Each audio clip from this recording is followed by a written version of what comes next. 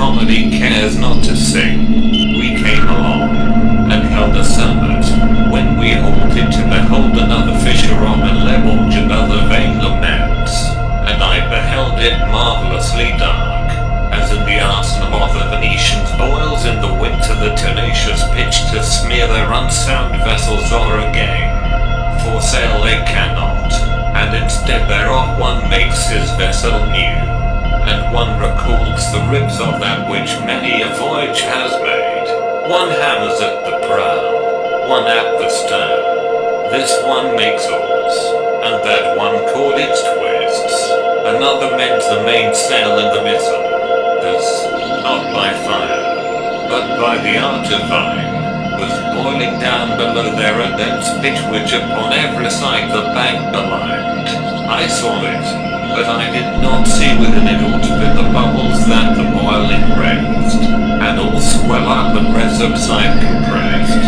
The while below there fixedly I gazed, my leader, crying out, beware, beware, drew me unto himself from where I stood. Then I turned round, as one who is impatient to see what it behoves him to escape, and whom a sudden terror doth unman, who, while he looks, delays not his departure, and I beheld behind us a black devil, running along upon the crag. Approach. Ah, how ferocious was he in his aspect, and how he seemed to be in action ruthless, with open wings and light upon his feet, his shoulders, which sharp-pointed were ring high, ascended did encumber with both haunches, and he held clutched the sinews of the feet. From off our bridge, he said, O mole branch, behold one of the elders of St. Zeta, plunge her beneath. For I return 4 others into that town, which is well furnished with them all their apparatus, except Bonjura, though into yes for money there is change. He hurled him down, and over the hard crack turned round, and never was the mastiff loosened in so much hurry to pursue a thief. The other sank, and rose again face downward, but the demons, under cover of the bridge, cried, here the Santa Volto has no place. Here swims one otherwise than in the Serpio. Therefore, if 4 hour gaffs thou wishest not, do not uplift thyself above the pitch. They seized him then with more than 100 rakes. They said, it here behoves thee to dance covered, that, if thou canst, thou secretly mayest pilfer. Not otherwise the cooks their scullions make immerse into the middle of the cauldron the meat with hooks, so that it may not float.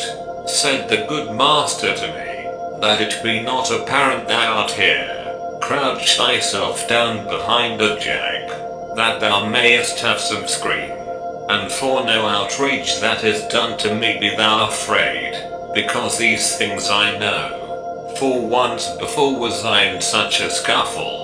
Then he passed on beyond the bridge's head, and as upon the 6th bank he arrived, need was for him to have a steadfast front, with the same fury, and the same uproar, as dogs leap out upon a mendicant, who on a sudden begs, where he stops.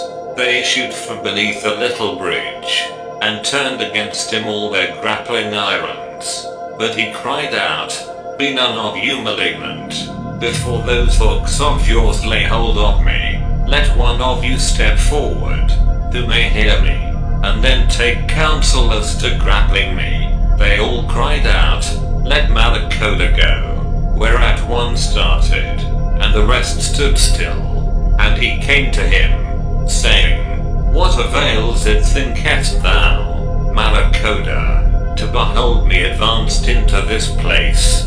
My master said, safe hitherto from all your skill of fence, without the will divine, and fate auspicious let me go on, for it in heaven is willed that I another show this savage road.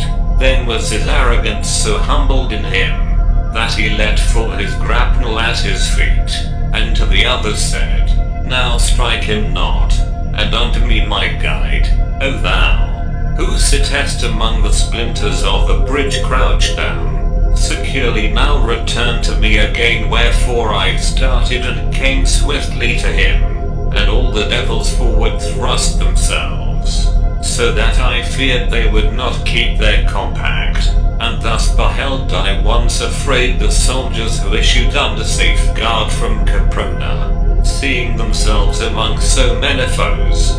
Close did I press myself with all my person beside my leader, and turned not mine eyes from off their countenance, which was not good. They lowered their rakes, and wilt thou have me hit him? They said to one another, on the rump, and answered, Yes, see that thou nick him with it. But the same demon who was holding parley with my conductor turned him very quickly, and said, Be quiet, Scarmiglium. Then said Tias, You can no farther go forward upon this crag, because he's lying all shattered, at the bottom, the sixth arch, and if it still doth please you to go onward, pursue your way along upon this rock.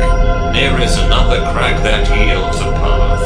Yesterday, 5 hours later than this hour, 1266 years were complete, that here the way was broken.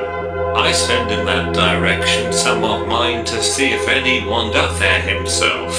Go ye with them, for they will not be vicious. Step forward.